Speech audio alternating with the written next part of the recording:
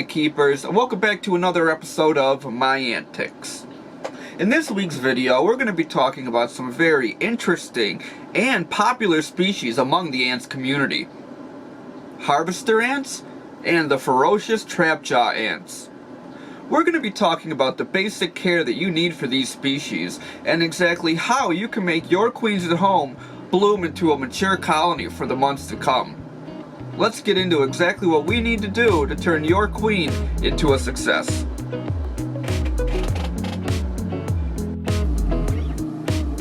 Here we have a red harvester ant, otherwise known as P. Badius. This is the only Pogonomyrmex species found on the east coast of the United States. When this species fly, they normally fly in temperatures between 80 and 100 plus degrees.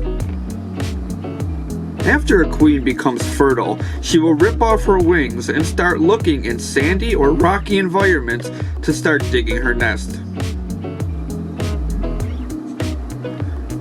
In this instance, she decided to keep her wings, but that won't be for very long. Once she has her first Antics, they will hold her down and manually rip off her wings in fear of her flying away if ever startled.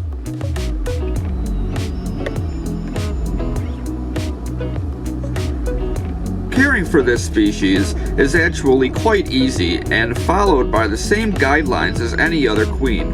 You would begin by putting her in a brand new, clean test tube setup. This species is fully claustral, but being ant keepers that love our queens, giving her a snack like a cricket leg or a piece of roach would be very beneficial for her feeding her larva and pupa.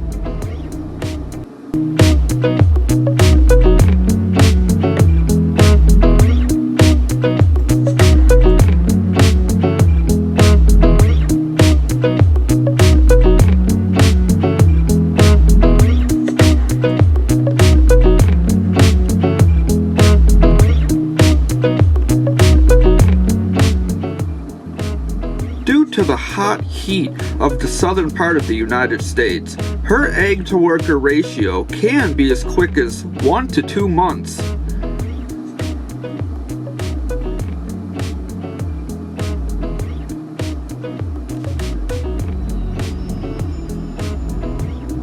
Like any other queen, remember to only check on her once or at the very max twice a week to make sure that she's not stressed out or, worst case scenario, decides to eat her brood in fear of them being taken or eaten by some other mysterious insect.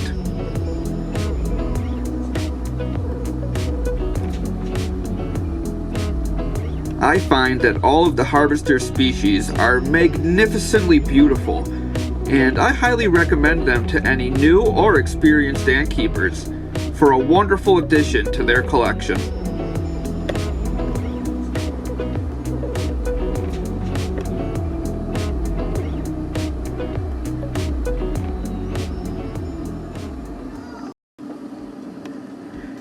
Here we have a magnificent trapjaw queen.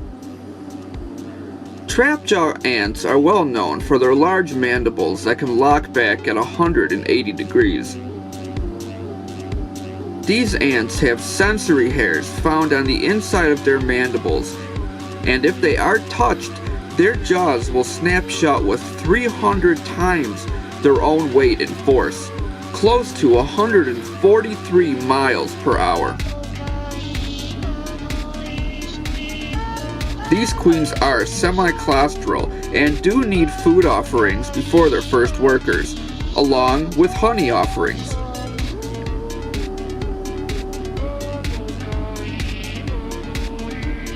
This species in general does need a bit higher of a temperature.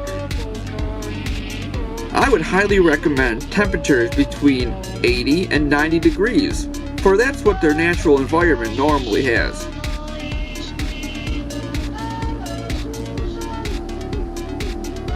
The egg-to-worker ratio is normally 2 to 4 months, and their colony size never exceeds 200 workers.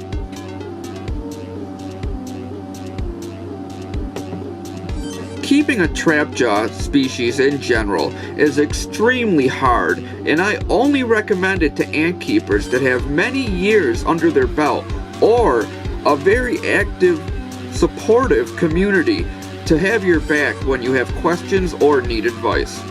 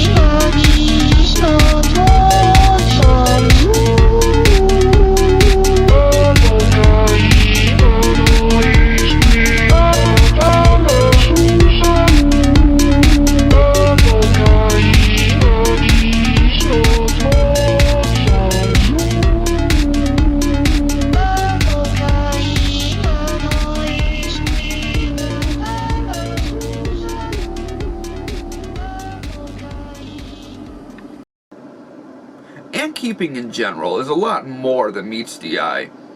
I've personally spent months tweaking and changing my methods to make sure that my queens and colonies only have the best of care.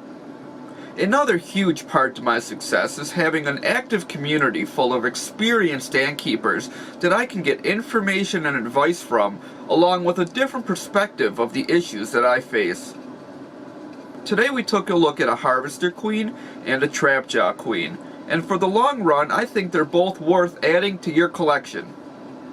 That wraps everything up for this video. I hope you guys enjoyed and have a wonderful night. Happy ant keeping.